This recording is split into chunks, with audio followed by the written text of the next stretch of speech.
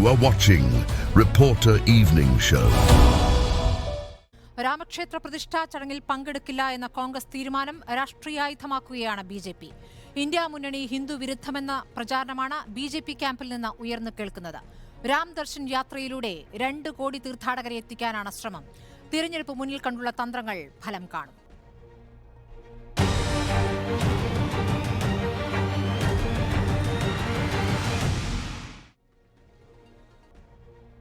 ചർച്ചയിൽ K T. Kunhikannan, CPM പ്രതിനിധി ശങ്കു T. Das, BJP. പ്രതിനിധി എൻ. ശ്രീകുമാർ, രാഷ്ട്രീയ നിരീക്ഷകൻ, കോൺഗ്രസ് നിലപാടും വ്യക്തമാക്കും.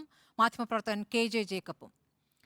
ആദ്യം ശ്രീ എൻ. ശ്രീകുമാർ, കഴിഞ്ഞ ദിവസങ്ങളിൽ സംശയിച്ചതുപോലെ തന്നെ കോൺഗ്രസ് നേതൃത്വം ഒരു നിലപാട് വ്യക്തമാക്കുന്നു, ഞങ്ങളില്ല അയോധ്യയിലേക്കെന്ന്. പക്ഷേ ഓരോ നേതാക്കളായി പറഞ്ഞു തുടങ്ങുകയാണ് ഞാൻ പോകുമെന്ന്. ഇപ്പോൾ ഹിമാചൽ പ്രദേശിലെ മന്ത്രി പോകാൻ തീരുമാനിച്ചിരിക്കുന്നു, പ്രതികരണം വരികയും ചെയ്തിരിക്കുന്നു.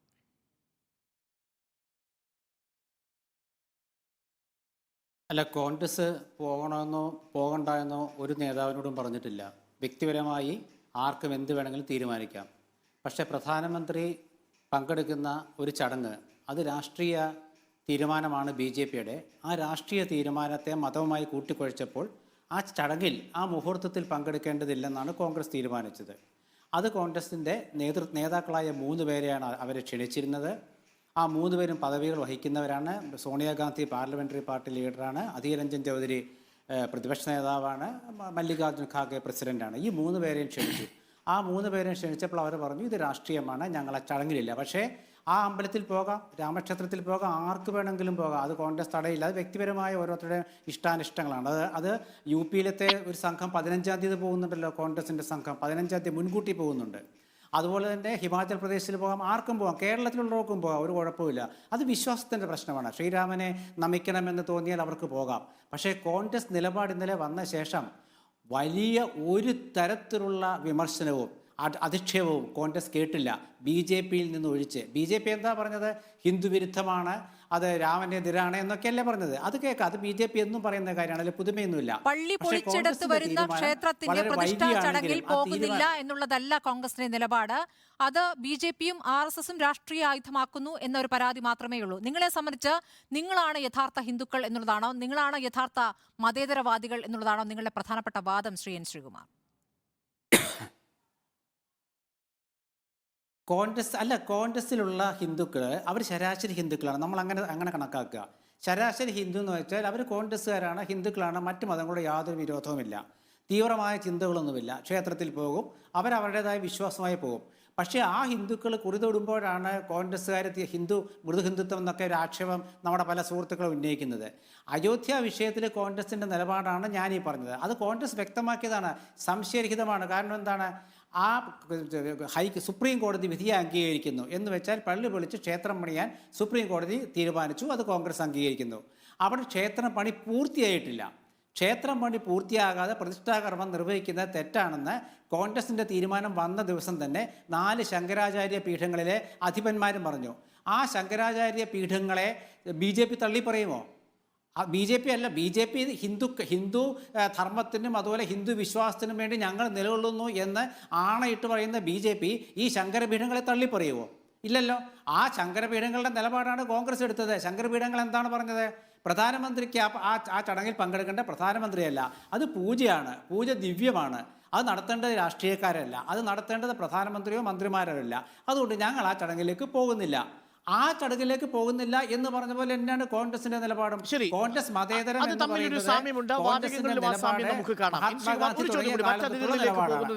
ഇന്നിപ്പോ എം വി ഗോവിന്ദ മാസ്റ്റർ പറഞ്ഞിരിക്കുന്നത് ഇടതുപക്ഷ സ്വാധീനമാണ് കോൺഗ്രസ് ഇങ്ങനെ ഒരു തീരുമാനമെടുക്കാൻ കാരണമെന്നാണ്. അത് ഇതിനോട് യോജിക്കുന്നുണ്ടോ? ഒട്ടും യോജിക്കുന്നില്ല. കാരണം ഇടതുപക്ഷത്തിൻ്റെ സ്വാധീനമാണെങ്കിൽ നമ്മുടെ മറ്റു സുഹൃത്തുക്കൾ എന്താ പറഞ്ഞത്, ന്യൂനപക്ഷ സമ്മർദ്ദം കൊണ്ടാണ് തീരുമാനം എടുക്കാത്തതെന്നല്ലേ. ഇതിപ്പോൾ എടുത്തപ്പോൾ പറഞ്ഞത് ഇടതുപക്ഷ സ്വാധീനമാണെന്ന്. ഇടതുപക്ഷ സ്വാധീനം എന്ന് പറയാൻ കാരണം എന്താണ്? CPM കേരളത്തിൽ കോൺഗ്രസിനെ കുറ്റം പറയാനുള്ള ഒരവസരം നഷ്ടപ്പെട്ടു. അപ്പോൾ പിന്നെ ഇങ്ങനെ പറയാനല്ലേ നിവർത്തിയുള്ളൂ. അല്ലെങ്കിൽ അവരെന്താ പറയുക, ന്യൂനപക്ഷ വിരുദ്ധ നിലപാട് കോൺഗ്രസ് സ്വീകരിച്ചു, ദാ BJPയുടെ പിന്നാലെ ഇതാ പോകുന്നു എന്നൊക്കെ പറയാൻ നമുക്ക് പറ്റുമായിരുന്നു. ഇതിപ്പോൾ പറ്റാത്തൊരവസ്ഥ വന്നപ്പോൾ അവർ വളരെ ഇന്ന് CPM-ൻ്റെ മുഖപത്രം മാന്യമായ രീതിയിൽ ആ വാർത്ത കൊടുത്തു. അപ്പോൾ എന്താണ് പിന്നെ പറയാൻ ഒറ്റ അവസരമേ ഉള്ളൂ, ഞങ്ങൾ കാരണം അവർ പോകാതിരുന്നത്. ആയിക്കോട്ടെ, അങ്ങനെ പറയുന്നതിൽ അദ്ദേഹത്തിന് അതുകൊണ്ടുള്ള ഒരാശ്വാസം കിട്ടിക്കോട്ടെ. പക്ഷേ കേരളത്തിലെ നമ്മുടെ CPM സുഹൃത്തുക്കൾക്ക് കോൺഗ്രസിന് ഇതിൻ്റെ പേരിൽ പഴി പറയാനുള്ള ഒരു അവസരം അടഞ്ഞുപോയി. ആ അടഞ്ഞ അവസരം വളരെ തന്ത്രപരമായിട്ട് ഇങ്ങനെ വ്യാഖ്യാനിക്കുന്നത് ഒരു രാഷ്ട്രീയമായ അവരുടെ ഒരു തീരുമാനമാണ്. അതിലെ പ്രത്യേകിച്ചൊന്നുമില്ല. അങ്ങനെയാണെങ്കിൽ ആദ്യമേ CPM പറഞ്ഞില്ലല്ലോ കോൺഗ്രസ് പോകരുതെന്ന്. സീതാറാം യെച്ചൂരി 2 ആഴ്ച മുമ്പ് പറഞ്ഞെന്താണ്, ഞങ്ങൾ ആ പരിപാടിക്ക് പോകുന്നില്ല, അതുകൊണ്ട് ഞങ്ങളുടെ മുന്നണിയുടെ നേതൃസ്ഥാനം വഹിക്കുന്ന കോൺഗ്രസും പോകരുത് എന്ന് അദ്ദേഹം പറഞ്ഞില്ല. അദ്ദേഹം ഒരു കാര്യവും പറഞ്ഞില്ല, ഞങ്ങൾ പോകുന്നില്ല, മറ്റുള്ള പാർട്ടികളുടെ കാര്യം പറഞ്ഞുമില്ല. ഇന്ത്യ മുന്നണിയിലെ ഓരോ കക്ഷിയും പ്രാദേശികമായി ബലമുള്ള കക്ഷികളാണ്. അവരവരുടെ കാര്യം നോക്കി അവരവരുടെ തീരുമാനങ്ങൾ പറഞ്ഞു. കോൺഗ്രസിൻ്റെ നിലപാട് വൈകിയാണ് വന്നത്. ആ വൈകി വന്ന നിലപാട് വളരെ വിവേകത്തോടുകൂടി എടുത്തതാണ്. അതുകൊണ്ടാണ് കോൺഗ്രസ് വിമർശകർക്കും കോൺഗ്രസിൻ്റെ രാഷ്ട്രീയ ശത്രുക്കൾക്കും ഒരു തരത്തിലും കോൺഗ്രസിനെ ശ്രീകുമാർ ചൂണ്ടിക്കാണിച്ചതുപോലെ കോൺഗ്രസിന്റെ ശത്രുക്കൾക്ക് BJP ഒഴിച്ചുള്ള ബാക്കി ആർക്കും കോൺഗ്രസിന്റെ നിലപാടിനെ വിമർശിക്കാനായിട്ടില്ല എന്നുള്ളതാണ് ഈ കാലഘട്ടത്തിൽ കോൺഗ്രസ് എടുക്കേണ്ട നിലപാടാണ് എന്നാണ് ശ്രീകുമാർ വിശദീകരിക്കുന്നത്. തീർച്ചയായിട്ടും ശരിയല്ല. അത് അദ്ദേഹം തന്നെ പറഞ്ഞതുപോലെ കോൺഗ്രസിൽ തന്നെ ബഹുഭൂരിപക്ഷം വരുന്ന ഹൈന്ദവ വിശ്വാസികളുണ്ട്, സാധാരണ ഹിന്ദുക്കളുണ്ട്. അവരെ സംബന്ധിച്ചിടത്തോളം കോൺഗ്രസ് നേതൃത്വത്തിന്റെ ഈ നിലപാട് നിരാശാജനകമാണ്. കോൺഗ്രസിന്റെ ഹിന്ദു വിരുദ്ധ സമീപനത്തെ തുറന്നു കാണിക്കുന്ന ഒരു കാര്യമാണ്. ഇത് BJPയോ RSSO നിർമ്മിച്ചിട്ടുള്ള ക്ഷേത്രമല്ല, ചരിത്രപ്രസിദ്ധമായിട്ടുള്ള രാമന്റെ ജന്മഭൂമിയായിട്ട് ഇതിഹാസ പുരാണങ്ങളിൽ പരാമർശിക്കുന്ന ഒരു വലിയ പ്രക്ഷോഭത്തിന്റെ തുടർച്ചയിൽ സുപ്രീം കോടതി വിധിയിലൂടെ നിലവിൽ വരുന്ന രാമജന്മഭൂമി ക്ഷേത്രത്തിന്റെ പ്രതിഷ്ഠാ ചടങ്ങാണ്.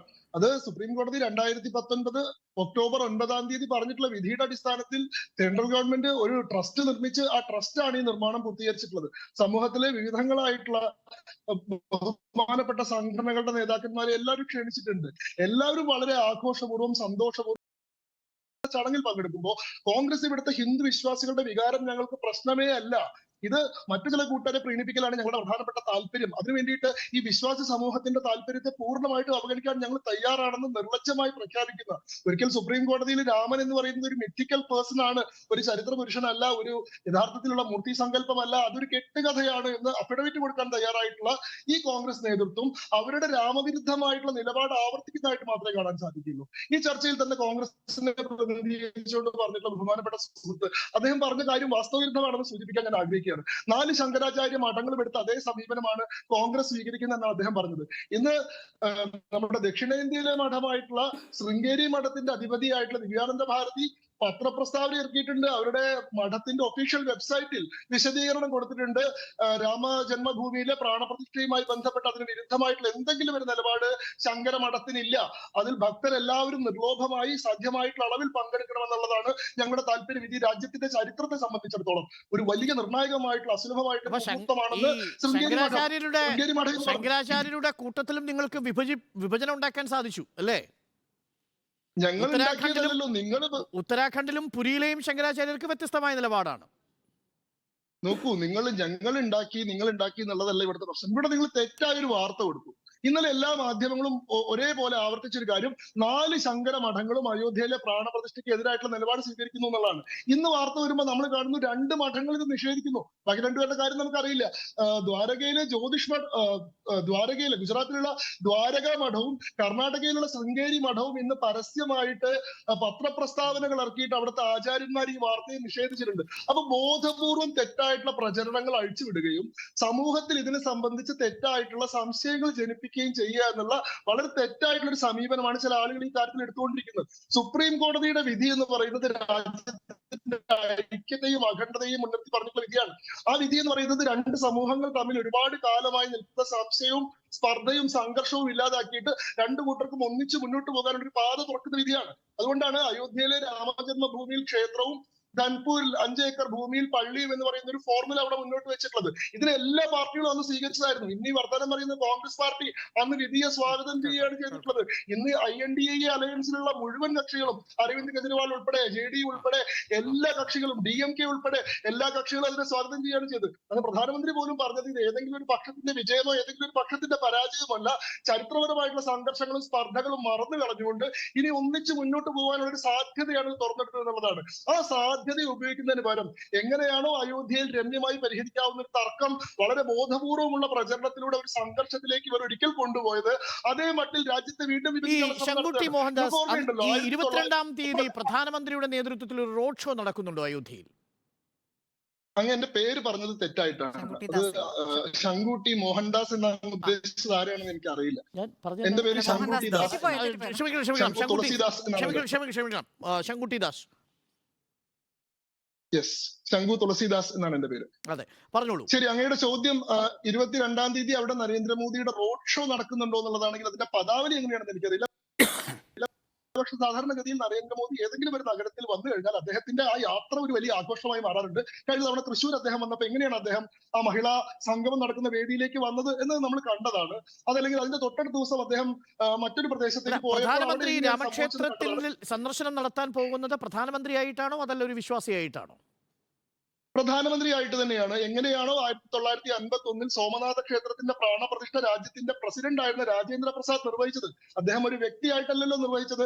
സോമനാഥ ക്ഷേത്രത്തിന്റെ ചരിത്രം സമാനമാണ്. ഞാനതാണ് പറഞ്ഞത്, വളരെ അമിക്കബിളി സെറ്റിൽ ചെയ്യാവുന്ന ഒരു പ്രശ്നമായിരുന്നു. സോമനാഥ ക്ഷേത്രത്തിൽ അവിടെ നിന്നിരുന്ന പള്ളി പൊളിച്ച് മാറ്റി പകരം ഗവൺമെന്റിലെ മന്ത്രിമാരുടെ നേതൃത്വത്തിലാണ് അവിടെ പുതിയ ക്ഷേത്രം നിർമ്മിക്കുന്നത്. ആദ്യം സർദാർ വല്ലഭായ് പട്ടേലിന്റെ നേതൃത്വത്തിൽ, പിന്നീട് KM മുൻഷിയുടെ നേതൃത്വത്തിൽ. ആ ക്ഷേത്രത്തിന്റെ പ്രാണപ്രതിഷ്ഠ നിർവഹിക്കുന്ന അന്നത്തെ പ്രസിഡന്റ് ആയിട്ടുള്ള ഡോക്ടർ രാജേന്ദ്ര പ്രസാദ് ആണ്. അന്ന് അദ്ദേഹം രാജ്യത്തിന്റെ പ്രസിഡന്റ് ആയിട്ടാണ് വന്നത്. അതേപോലെ ഇത് രാജ്യത്തിന്റെ ചരിത്രത്തിലെ ഏറ്റവും പഴയ ഒരു മുറിവിനെ മായ്ച്ചു കളയുന്ന ഒരു അവസരമാണ്. ഇതൊരു വലിയ സൗഹാർദ്ദത്തിന്റെയും സ്നേഹത്തിന്റെയും പാതയിലൂടെ ഒന്നിച്ച് മുന്നോട്ട് പോകാനുള്ള ഒരു അവസരം തുറക്കുന്ന സന്ദർഭമാണ്. ഈ രാജ്യത്തിന്റെ ദേശീയതയെ സംബന്ധിച്ചുള്ള ഏറ്റവും പ്രധാനപ്പെട്ട ഒരു പുരുഷനായിട്ടുള്ള മറ്റതിഥികളിലേക്ക് പോകുന്നതിന് മുമ്പ് ഇപ്പൊ പാർലമെന്റിൽ ഒരു മതപരമായ ചിഹ്നം സ്ഥാപിക്കുന്നു. മതപരമായ ചിഹ്നം സ്ഥാപിക്കുന്നത് ഈ പറയുന്ന ചില സന്യാസിമാരാണ്.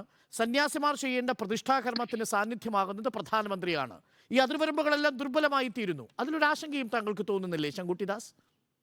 പാർലമെന്റിൽ സ്ഥാപിച്ചിട്ടുള്ള ഈ പറയുന്ന ചെങ്കോല് അല്ലെങ്കിൽ ദണ്ഡ് എന്ന് പറയുന്നത് നരേന്ദ്രമോദി കണ്ടുപിടിച്ച് കൊണ്ടുവന്നിട്ടുള്ളതല്ലോ. ഇത് ഫ്രീഡം അറ്റ് മിഡ് നൈറ്റ് വായിച്ചു കഴിഞ്ഞാൽ, സ്വാതന്ത്ര്യം അർദ്ധരാത്രിയിൽ എന്ന് പറയുന്ന പുസ്തകം ഡൊമിനിക് ലാപ്പിയറും ലാരി കോളിൻസും കൂടി എഴുതിയിട്ടുള്ള പുസ്തകം വായിച്ചു കഴിഞ്ഞാൽ അതിൽ എങ്ങനെയാണ് 1947 ഓഗസ്റ്റ് 15-ാം തീയതി സ്വാതന്ത്ര്യം കിട്ടിയെന്ന് അന്ന് അർദ്ധരാത്രി ജവഹർലാൽ നെഹ്റുവിന് ഈ പറയുന്ന ശൈവാധീനത്തിലെ സന്യാസിമാർ ഈ ചെങ്കോല് കൈമാറിയത്, അതുമായി ബന്ധപ്പെട്ട ചടങ്ങുകൾ നടത്തിയത് എന്നെല്ലാം വിശദമായി പറയുന്നുണ്ട്.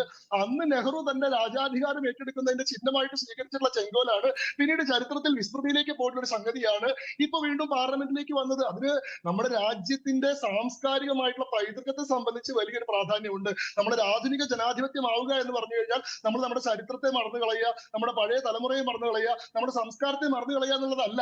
ആ സംസ്കാരത്തെയും പൈതൃകത്തെയും മുറുകെ പിടിച്ചുകൊണ്ട് തന്നെ മുന്നോട്ട് പോകുക എന്നുള്ളതാണ്. അത്തരത്തിലുള്ള സിംബലുകൾക്ക് ഈ രാജ്യത്തിന്റെ ജനാധിപത്യത്തിന്റെ ശ്രീകോവിൽ എന്നൊക്കെ നമ്മൾ വിളിക്കുന്ന ആ പ്രധാനപ്പെട്ട ആലയത്തിൽ ഒരു പ്രധാനപ്പെട്ട സ്ഥാനമുണ്ട് എന്നുള്ളത് BJPയുടെ കാഴ്ചപ്പാടാണ്. ഞങ്ങൾ പറഞ്ഞിട്ടില്ല, ഞങ്ങൾ കൾച്ചറൽ നാഷണലിസ്റ്റുകളാണ്, ഞങ്ങൾ സാംസ്കാരിക ദേശീയവാദികളാണ്. ഈ രാജ്യത്തിന്റെ സംസ്കാരത്തെ ജനമനസ്സിലേക്ക് കൊണ്ടുവരാനുള്ള ബിംബങ്ങളെ ഞങ്ങൾക്ക് അധികാരമുള്ള കാലത്ത് ഉപയോഗിക്കുന്നതിൽ യാതൊരു ഇരട്ടത്താപ്പുമില്ല. അയോധ്യയിലെ രാമക്ഷേത്രം പോലും 1996 മുതൽ BJPയുടെ പ്രകടന പത്രികയിൽ ആവർത്തിച്ച് പറഞ്ഞിരുന്ന കാര്യമാണ്. ഈ 2019 പ്രകടന പത്രികയിലും BJP പറഞ്ഞിരുന്ന കാര്യമാണ്. എന്നാൽ ഞാനൊരു കാര്യം ചോദിട്ടെ, 2019 ലോക്സഭാ തെരഞ്ഞെടുപ്പിന്റെ സമയത്ത് ഈ പ്രതിപക്ഷ പാർട്ടികൾ എന്താ പറഞ്ഞത്? എവിടെ അയോധ്യയിലെ രാമക്ഷേത്രം? അരവിന്ദ് കെജ്രിവാൾ അല്ലെങ്കിൽ ഉദ്ധവ് താക്കറെ ഇവരെല്ലാവരും ട്വീറ്റ് ചെയ്തിട്ടുണ്ട്, മന്ദിർ വഹി ബനായെങ്കെ പർ താരീഖ് നഹി ബതായെങ്കെ. ക്ഷേത്രം അവിടെ തന്നെ നിർമ്മിക്കും, പക്ഷെ എന്ന് നിർമ്മിക്കുന്നു ഒരിക്കലും പറയില്ല എന്ന് പറഞ്ഞുകൊണ്ട് എത്ര ട്രോളുകളാണ് ഈ പറയുന്ന പ്രതിപക്ഷ നേതാക്കന്മാരുടെ ഭാഗത്തുണ്ടായത്. ഇപ്പോ ശരി, വ്യക്തമാണ് ശ്രീ ശങ്കുട്ടിദാസ് താങ്കളുടെ നിലപാട്. ശ്രീ KT കുഞ്ഞിക്കണ്ണൻ, ഇടതുപക്ഷത്തിന്റെ സ്വാധീനമാണ് എന്ന് എങ്ങനെയാണ് പറയാനാവുക? നോക്കൂ, കോൺഗ്രസ് ജവഹർലാൽ നെഹ്റു എടുത്തിട്ടുള്ള നിലപാട്, ഇപ്പോൾ ജവഹർലാൽ നെഹ്റു ഇന്ത്യയിലെ മതേതരത്വത്തിൻ്റെ ഒരു അപ്പോസ്തലൻ എന്ന് നമുക്ക് വിശേഷിപ്പിക്കാവുന്ന ആളാണ്. ജവഹർലാൽ എടുത്ത നിലപാടിന് ഒപ്പം നിൽക്കുന്ന നിലപാടാണ് ഇപ്പോൾ മല്ലികാർജ്ജുൻ ഖാർഗെ അധ്യക്ഷനായിരിക്കുന്നപ്പോൾ എടുക്കുന്നത്. അങ്ങനെയാണ് CPM-ന് ഇടതുപക്ഷത്തിൻ്റെ സ്വാധീനമാവുക?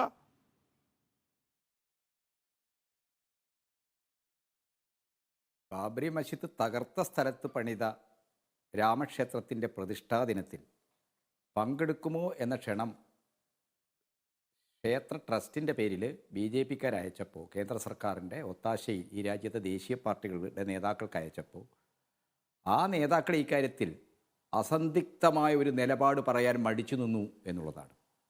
ഇന്ത്യൻ ഇടതുപക്ഷത്തിൻ്റെ, ഇന്ത്യ മുന്നണിയിലെ ഏറ്റവും ശക്തമായ ഹിന്ദുത്വ വിരുദ്ധ നിലപാട് സൂക്ഷിക്കുന്ന ഇന്ത്യൻ ഇടതുപക്ഷത്തിൻ്റെ ദിശാബോധമായി നിലകൊള്ളുന്നൊരു പാർട്ടിയാണ് CPM.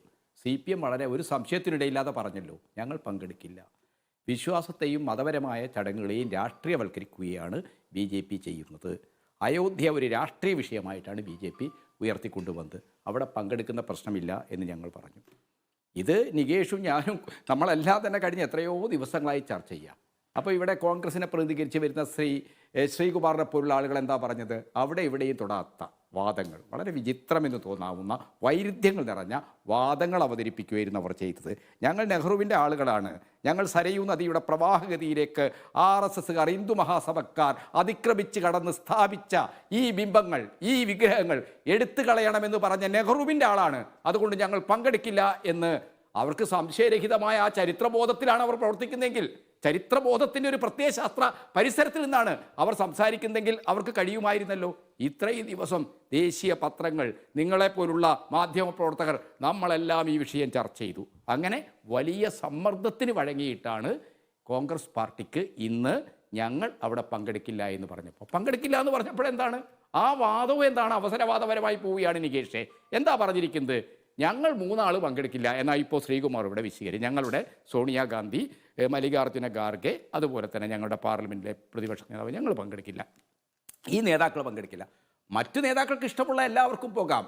മിസ്റ്റർ ശ്രീകുമാറിനെ പോലുള്ള ആളുകൾ മനസ്സിലാക്കേണ്ടത്, അയോധ്യയിൽ ഒരു രാമക്ഷേത്രം ഉണ്ടാവുകയും അവിടെ പ്രതിഷ്ഠാകർമ്മമോ അവിടെ എന്തെങ്കിലും ചടങ്ങോ നടക്കുമ്പോൾ അവിടെ ആര് പങ്കെടുക്കുന്നതിന് ഞങ്ങളെതിരല്ല. പക്ഷേ അയോധ്യയിൽ ഇപ്പോൾ ഉയർന്നു വന്നിരിക്കുന്ന രാമക്ഷേത്ര തീർത്ഥ ട്രസ്റ്റ് ഉണ്ടാക്കിയിരിക്കുന്ന ക്ഷേത്രം എന്ന് പറയുന്നത് ബാബറി മസ്ജിദ് പൊളിച്ച സ്ഥലത്താണ്.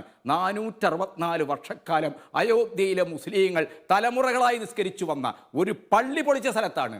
പള്ളി പൊളിച്ച സ്ഥലത്ത് നിയമവിരുദ്ധമായിട്ട് എന്ത് ജുഡീഷ്യൽ സാങ്കത്യമാണ് മിസ്റ്റർ രഞ്ജൻ ഗൊഗോയിയുടെ വിധിക്കുള്ളത്? ആ വിധി നിലപാടൊന്നും CPM-ന്റെ കമ്മ്യൂണിക്കയിൽ ഇല്ലാത്തതാണ്. CPM-ന്റെ നിലപാട് കോൺഗ്രസ് എടുത്ത നിലപാടിന് സമാന്തരമായ അല്ലെങ്കിൽ സമാനമായ നിലപാടാണ്. CPM-ന്റെ നിലപാട് ഞാൻ പറയാം. രാമക്ഷേത്ര നിർമ്മാണം സർക്കാർ പരിപാടിയാക്കുന്നത് അങ്ങേയറ്റം ദൗർഭാഗ്യകരം. ഭരണഘടനാ പ്രകാരം ഇന്ത്യൻ ഭരണ സംവിധാനത്തിന് മതപരമായ ബന്ധം പാടില്ല. രാഷ്ട്രീയ നേട്ടത്തിനായി BJP ഭരണഘടനാ തത്വങ്ങൾ ലംഘിക്കുകയാണ്. നോക്കൂ, ഈ നിലയിലാണ്, അതായത് അവിടെ ബാബറി മസ്ജിദ് പൊളിച്ചയിടത്താണ് രാമക്ഷേത്രം നിർമ്മിക്കുന്നത് എന്നതുകൊണ്ട് ഞങ്ങൾ അങ്ങോട്ട് പോകുന്നില്ല എന്ന് സീതാറാം യെച്ചൂരിയോ പറഞ്ഞിട്ടില്ല, CPM കമ്മ്യൂണിക്കെയും പറഞ്ഞിട്ടില്ല.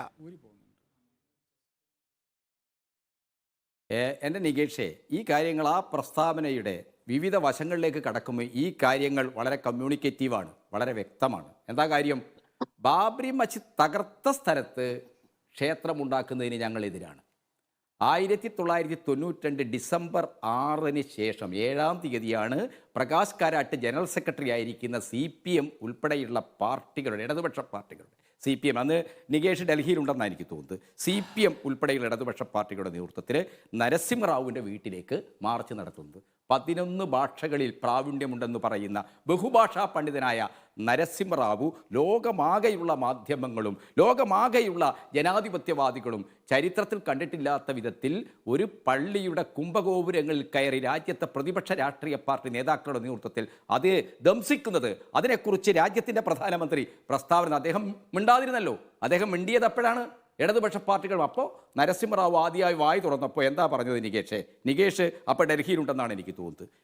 നരസിംഹറാവു പറഞ്ഞത് പള്ളി പൊളിച്ച സ്ഥലത്ത് തന്നെ പള്ളി പണിത് കൊടുക്കും, അത് ഈ ഗവൺമെൻറ് ഉത്തരവാദിത്തമാണ്.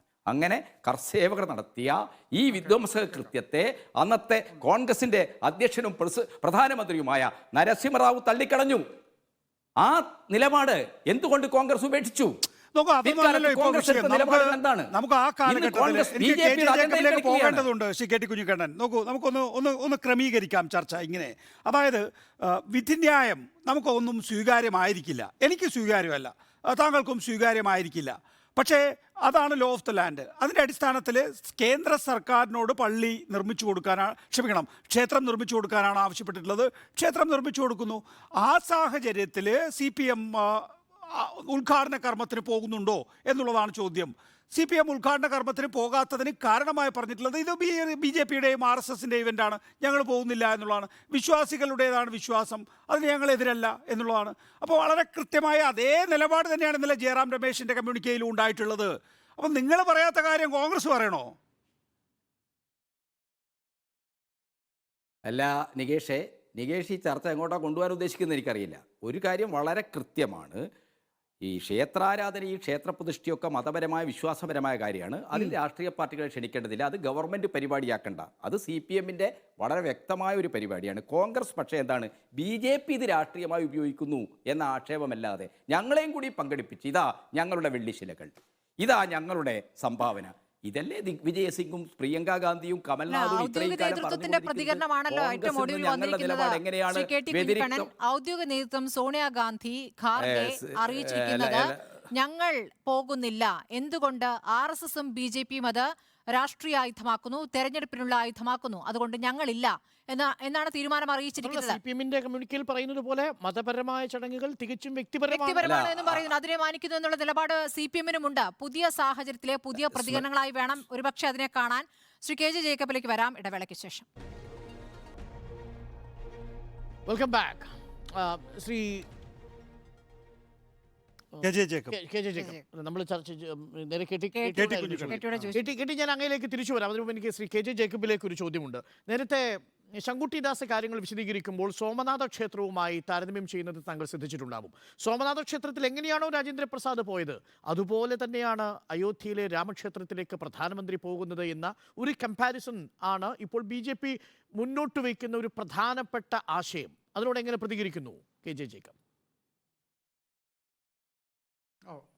അതിനോട് പ്രതികരിക്കാൻ വളരെ എളുപ്പമാണ്. സത്യത്തിൽ അദ്ദേഹം തന്നെ പറയുകയുണ്ടായി, അദ്ദേഹം ആ BJPയുടെ പ്രചരണം തുടങ്ങി വെച്ചിട്ടുണ്ട്. അതായത് കോൺഗ്രസ് പോകുന്നില്ല എന്നതിൻ്റെ അർത്ഥം അവർ ഹിന്ദു വിരുദ്ധരാണ്, ശ്രീരാമ വിരുദ്ധരാണ് എന്നുള്ള BJPയുടെ നെറേറ്റീവ് അദ്ദേഹം തുടങ്ങി വെച്ചിട്ടുണ്ട്. പക്ഷേ അദ്ദേഹം പറഞ്ഞു കൂട്ടത്തിൽ ഒരു കാര്യം കൂടി പറഞ്ഞു. BJPയുടെ പ്രകടന പത്രികയിൽ ഇത് വളരെ കാലമായി ഉള്ള കാര്യമാണ്. 2014-ലും 2019-ലും BJPയുടെ പ്രകടന പത്രികയിൽ ശ്രീരാമക്ഷേത്രത്തെക്കുറിച്ച് പറയുന്നുണ്ട്. BJPയുടെ പ്രകടന പത്രികയിൽ പറഞ്ഞ ഒരു കാര്യമാണ് ഇപ്പോൾ ഈ ശ്രീരാമക്ഷേത്രം എന്നുള്ള കാര്യം ശ്രീ ശങ്കുട്ടിദാസും സമ്മതിക്കുമല്ലോ. അത് അത്രേ കോൺഗ്രസും CPMും പറഞ്ഞുള്ളൂ. അത് BJPയുടെയും RSSൻ്റെയും ഒരു പൊളിറ്റിക്കൽ പ്രോജക്റ്റാണ്, ഞങ്ങളങ്ങോട്ടില്ല, അതേ കോൺഗ്രസ് പറഞ്ഞിട്ടുള്ളൂ. കോൺഗ്രസിൻ്റെ പുതിയ പ്രസ്താവനയിൽ ആ ഒരൊറ്റ കാര്യം മാത്രമേ കോൺഗ്രസ് പറഞ്ഞിട്ടുള്ളൂ. അതൊരു രാഷ്ട്രീയ പ്രോജക്റ്റാണ്, ആ പ്രോജക്റ്റിലേക്ക് ഞങ്ങളില്ല. BJPയുടെ പ്രകടന പത്രികയിൽ പറഞ്ഞ കാര്യങ്ങളിൽ അവിടെ ചെന്ന് രണ്ടാം സ്ഥാനക്കാരായി കോൺഗ്രസ്സുകാർ കൈയടിച്ചു കൊടുക്കണം എന്ന് പറഞ്ഞാൽ അതിനൊരു മര്യാദകേടില്ലേ? അല്ലെങ്കിൽ BJPയുടെ ഒരു പ്രോജക്റ്റിൽ പങ്കെടുത്തില്ല എന്നുള്ളത് കൊണ്ട് അവർ ഹിന്ദു വിരുദ്ധരാകുന്നത് എങ്ങനെയാണ്? അതെങ്ങനെയാണ് വിശദീകരിക്കുക? ആ കാര്യം കോൺഗ്രസ്സിൽ വളരെ ലളിതമായിട്ട് വിശദീകരിക്കാവുന്നതേ ഉള്ളൂ. സോമനാഥ ക്ഷേത്രത്തിൻ്റെ ചരിത്രത്തിൽ അന്ന് കോൺഗ്രസിൻ്റെ നിലപാട് വളരെ കൃത്യമായിരുന്നു. പണ്ഡിറ്റ് ജവഹർലാൽ നെഹ്റുവിൻ്റെ നിലപാട് വളരെ കൃത്യമായിരുന്നു. പ്രസിഡന്റ് പോകാൻ പാടില്ല എന്നുള്ളതായിരുന്നു. നമ്മൾ അന്നത്തെ കാലത്തെ ജവഹർലാൽ നെഹ്റു എന്ത് തരത്തിലുള്ള രാഷ്ട്രീയമാണ് കൊണ്ടു നടന്നത് എന്നുള്ളതിനെക്കുറിച്ചുള്ള തെളിവ് കൂടിയാണ് സോമനാഥ ക്ഷേത്രത്തിൻ്റെ ചരിത്രം. കോൺഗ്രസ്സിലെ വളരെ ദുർബലമായിരുന്ന പ്രോഗ്രസീവ് സൈഡിൻ്റെ ഭാഗത്തായിരുന്നു അപ്പോഴും ജവഹർലാൽ നെഹ്റുവിൻ്റെ സ്ഥാനം. അതിൽ അന്നും ഹിന്ദുത്വ ശക്തികൾക്ക് കോൺഗ്രസ്സിൽ ഒരു സ്റ്റേക്ക് ഉണ്ടായിരുന്നു. അവരുടെ പ്രതിനിധിയായിരുന്നു ബാബു രാജേന്ദ്ര പ്രസാദ്. അതുകൊണ്ടാണ് അദ്ദേഹം പോകണമെന്ന് പറഞ്ഞപ്പോൾ പോകരുത് എന്നായിരുന്നു കോൺഗ്രസിൻ്റെ നിലപാട്, പണ്ഡിറ്റ് ജവഹർലാൽ നെഹ്റുവിൻ്റെ നിലപാട്. അന്ന് കോൺഗ്രസിൻ്റെ നിലപാട് വളരെ കൃത്യമാണ്. അതേ നിലപാട് കോൺഗ്രസ് ഇപ്പോഴും എടുത്താൽ മതി. ഈ ഹിന്ദുത്വ രാഷ്ട്രീയത്തിൻ്റെ ആൾക്കാരുടെ ഈ പരിപാടിക്ക് ഞങ്ങളില്ല എന്ന് പറയാൻ കോൺഗ്രസിന് അവകാശമില്ലേ? അതാണല്ലോ കോൺഗ്രസ് എടുത്തിരിക്കുന്നത്. അതുകൊണ്ട് തന്നെ ഇന്നിപ്പോ CPMന്റെ സംസ്ഥാന സെക്രട്ടറിക്ക് പോലും കോൺഗ്രസിനെ അഭിനന്ദിക്കേണ്ടി വന്നു എന്നുള്ളതാണ്. പക്ഷേ ശ്രീ KJ ജേക്കബ്, ഇപ്പോൾ ശ്രീ ശങ്കുട്ടിദാസ് പറഞ്ഞതോ അല്ലെങ്കിൽ ഇന്നലെ തന്നെ BJP വ്യക്തമാക്കിയതോ ആയിട്ടുള്ള നിലപാട് അല്പം മുമ്പ് താങ്കൾ വിശദീകരിച്ചു കഴിഞ്ഞു. അതായത് കോൺഗ്രസ് ഹിന്ദു വിരുദ്ധരാണ്. ഇനിയിപ്പോൾ നരേന്ദ്രമോദിയുടെ എല്ലാ തെരഞ്ഞെടുപ്പ് പ്രസംഗങ്ങളിലും ഇതിൻ്റെ വിവിധ വശങ്ങളായിട്ടുള്ള ആക്ഷേപ ശരങ്ങൾ ഉയർന്നു വരാൻ പോവുകയാണ്. നോക്കൂ, ഈ കേരളത്തിൽ പോലും ഈ രാമക്ഷേത്രത്തിന് ഇമ്പാക്റ്റ് ഉണ്ടാക്കാൻ ഉറപ്പായിട്ടും. സാധിക്കുമെന്നുള്ളത് താങ്കൾ കണ്ടല്ലോ. ഇന്നലെ NSS ആണെങ്കിൽ ഇന്ന് SNDP യോഗമാണ്.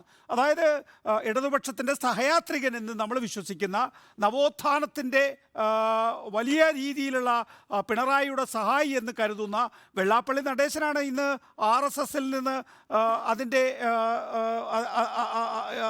അതുമായി ചേർന്ന് പോകുന്നതിനുള്ള സ്വീകരണം ഏറ്റുവാങ്ങിയിട്ടുള്ളത്. ഇന്നലെ NSS ആണത് പറഞ്ഞത് എന്നുള്ളതാണ്. അപ്പോൾ കേരളത്തിൽ ഈ RSSൻ്റെ കടന്നുവരവിനെ എതിർത്തുകൊണ്ടിരുന്ന SNDPയും NSSും ഇപ്പോൾ ഈ വിഷയത്തിൽ RSSനോടൊപ്പമാണ്. നികേഷ്, 2016 അസംബ്ലി തെരഞ്ഞെടുപ്പിന് മുമ്പിൽ കേരളത്തിൽ അന്നത്തെ SNDP യോഗം ജനറൽ സെക്രട്ടറി ആയിരുന്ന വെള്ളാപ്പള്ളി നടേശൻ ഒരു യാത്ര നടത്തി. ആ യാത്രയിൽ നമ്മൾ സാധാരണഗതിയിൽ SNDP യോഗത്തിൻ്റെ ഒരു ശാഖ ഏറ്റവും അവസാനത്തെ യൂണിറ്റിന് സെക്രട്ടറി പറയാത്ത വർഗീയത പറഞ്ഞാണ് കേരളത്തിൽ അങ്ങോളം ഇങ്ങോളം അദ്ദേഹം യാത്ര നടത്തിയത്. എന്തായിരുന്നു ഇമ്പാക്റ്റ്? 2016 എന്തായിരുന്നു ഇമ്പാക്റ്റ്? NSSൻ്റെ നിലപാട് എപ്പോഴാണ് കേരളത്തിലെ സെക്കുലർ രാഷ്ട്രീയത്തിനൊപ്പം ഉണ്ടായിരുന്നത്?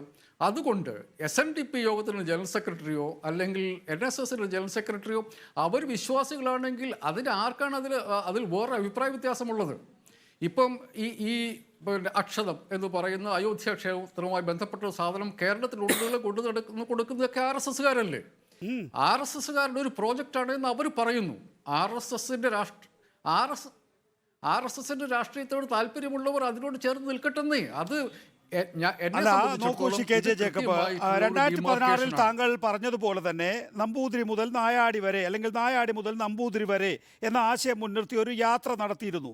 ആ യാത്രയിലൂടെ RSSും BJPയും SNDP യോഗത്തിൻ്റെ രാഷ്ട്രീയ പാർട്ടിയായ BDJസും സൃഷ്ടിച്ച ഒരു വോട്ട് ബാങ്ക് ഉണ്ടല്ലോ. ആ വോട്ട് ബാങ്കിൻ്റെ കൂടി പശ്ചാത്തലത്തിലാണ് CPMന് അന്ന് 91 സീറ്റ് കിട്ടിയിട്ടുള്ളത്. നമുക്ക് പിൽക്കാലത്ത് ശബരിമലയൊക്കെ വന്ന സമയത്ത് നവോത്ഥാന പ്രസ്ഥാനത്തിൻ്റെ നായകനായി നമ്മൾ വെള്ളാപ്പള്ളി നടേശനെ കാണുകയാണ്. ആ നിലയിൽ വെള്ളാപ്പള്ളി നടേശനെ മാറ്റിയെടുത്തു എന്നുള്ളതാണല്ലോ പിണറായി വിജയനിൽ കാണുന്ന മറ്റൊരു മഹത്വം. നമുക്ക് ഇപ്പോൾ അവർ ഈ പറയുന്ന അക്ഷതം ഏറ്റുവാങ്ങുന്നതിലൂടെ എന്താണ്, അതായത് കേരളത്തിലേക്ക് കൂടി ഈ ഒരു രാമക്ഷേത്രത്തിൻ്റെ ഒരു മൂവ്മെൻറ്റിനെ കൊണ്ടുവരാനുള്ള RSSൻ്റെ ശ്രമത്തിനൊപ്പം അവരെത്തി നിൽക്കുന്നു. ആവട്ടെന്ന് ഞാൻ പറയുന്നത് അത് തന്നെയാണ്. അത് വളരെ കൃത്യമായിട്ടാണ്. കോൺഗ്രസ് അതിലില്ല എന്ന് പറഞ്ഞിട്ടുണ്ട്. കോൺഗ്രസ് അതിലില്ല എന്ന് പറഞ്ഞു കഴിഞ്ഞപ്പോൾ ഇതൊരു RSS പ്രോജക്റ്റായിട്ട് മാറി. മനുഷ്യർ പറയട്ടെ, മനുഷ്യർ തീരുമാനം എടുക്കട്ടെ. അതാണ് എൻ്റെ അഭിപ്രായം. പക്ഷേ ശ്രീ ആത്യന്തികമായി തെരഞ്ഞെടുപ്പ് പ്രോജക്റ്റ് എന്നുള്ളതാണുള്ള വിഷയം. തെരഞ്ഞെടുപ്പുമായി ബന്ധപ്പെട്ട ഇങ്ങനൊരു കാര്യത്തിലേക്ക് RSSും BJPയും പോകുമ്പോൾ അതിനെ അംഗീകരിക്കാൻ ഈ തരത്തിൽ സാമുദായിക സംഘടനകൾ ഉണ്ടാകുമ്പോൾ അത് കോൺഗ്രസിന് ക്ഷീണമാകില്ലേ? കോൺഗ്രസിനെ അത് പ്രതികൂലമായി ബാധിക്കില്ലേ എന്നൊരു ചോദ്യം കൂടി ഉണ്ടല്ലോ. ഉണ്ട് ആ പ്രശ്നമുണ്ട്. അതാ ഇതിൻ്റെ അകത്ത് ഞാൻ ഇന്ന് നമ്മൾ ഇംഗ്ലീഷിൽ പറയും നെസസറി ആൻഡ് സഫീഷ്യൻറ്റ് കണ്ടീഷൻ എന്ന് പറയും. കോൺഗ്രസ് എന്ന രാഷ്ട്രീയ പാർട്ടിയെ സംബന്ധിച്ചിടത്തോളം അത് ഇപ്പോൾ അതിൻ്റെ രാഷ്ട്രീയം പറഞ്ഞിരിക്കുന്നു. ഇതാണ്, ഞങ്ങൾ RSSൻ്റെ പ്രോജക്റ്റിൽ ഞങ്ങളില്ല. പക്ഷേ ആ പ്രോജക്റ്റ് മാത്രം വെച്ചിട്ട് കോൺഗ്രസിനോ ഇന്ത്യ മുന്നണിക്കോ തെരഞ്ഞെടുപ്പിലേക്ക് പോകാൻ പറ്റില്ല. എന്താണ് മനുഷ്യരുടെ മുമ്പിലേക്ക് വെക്കുന്ന സഫീഷ്യൻറ്റ് പൊളിറ്റിക്സ്? കാരണം ഈ രാമക്ഷേത്രവുമായി ബന്ധപ്പെട്ട ചർച്ചയിലേക്കാണ് കോൺഗ്രസ് പോകുന്നതെങ്കിൽ നിങ്ങൾ പറഞ്ഞത് ശരിയാണ്. പക്ഷേ കഴിഞ്ഞ 10 വർഷമായി രാമക്ഷേത്രത്തിന് അഡ്വക്കേറ്റ് ശങ്കുട്ടിദാസ് പറഞ്ഞതുപോലെ തന്നെ അവരുടെ പ്രകടന പത്രികയിൽ രാമക്ഷേത്രം എന്ന് പറഞ്ഞ് അധികാരത്തിലിരുന്ന രാഷ്ട്രീയ പാർട്ടി കഴിഞ്ഞ 10 വർഷമായി എന്താണ് ഈ രാജ്യത്തെ ജനങ്ങൾക്ക് കൊടുത്തത് എന്നുള്ളതുമായി ബന്ധപ്പെട്ട ഒരു നരേറ്റീവ് ഉണ്ടാക്കാൻ ഇന്ത്യ മുന്നണിക്ക് കഴിഞ്ഞില്ല എങ്കിൽ നിങ്ങൾ പറയുന്നത് വളരെ ശരിയാണ്. എനിക്ക് ആ കാര്യത്തിൽ തർക്കമില്ല. നമ്മളുടെ ചർച്ച രാമക്ഷേത്രത്തിന് ചുറ്റുമാണ് എങ്കിൽ, അതിന് ചുറ്റുമാണ് മനുഷ്യർ ചർച്ച ചെയ്യുന്നതെങ്കിൽ, അതിൻ്റെ പേരിലാണ് മനുഷ്യർ വോട്ട് ചെയ്യുന്നതെങ്കിൽ BJPക്ക് അഡ്വാൻറ്റേജ് ആണ്.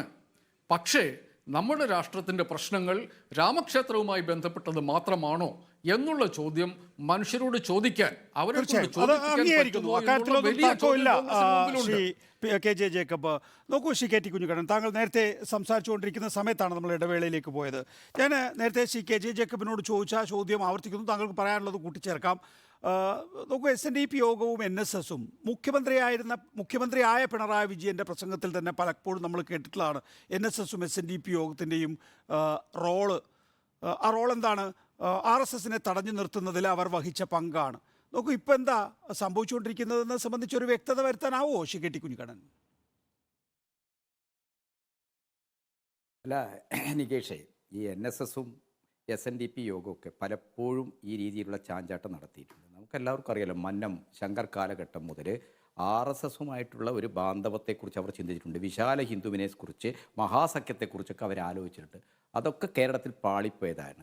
കേരളം മറ്റൊരു സമൂഹമാണ്. RSS പഠിച്ച പടി 18 നോക്കിയിട്ട് ഇവിടെ അവർക്ക് കാലുറപ്പിക്കാൻ കഴിയുന്നില്ല എന്നുള്ള യാഥാർത്ഥ്യം നമ്മൾ കാണണം. അത് കഴിയാത്തത് എന്തുകൊണ്ടാണ്?